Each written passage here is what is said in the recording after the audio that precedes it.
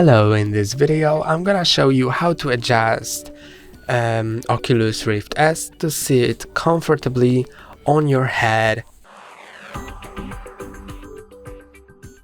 There are 3 adjustments you can make. The first one is this adjustment wheel. The second one is this top strap, which you can adjust and zip. And the last one is especially useful for people with glasses, and this is the depth adjustment button.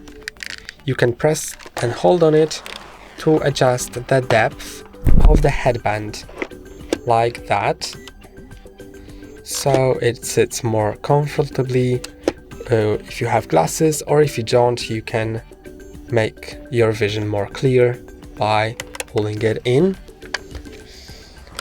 So let me show you how to adjust it. The first thing you should adjust is the back wheel.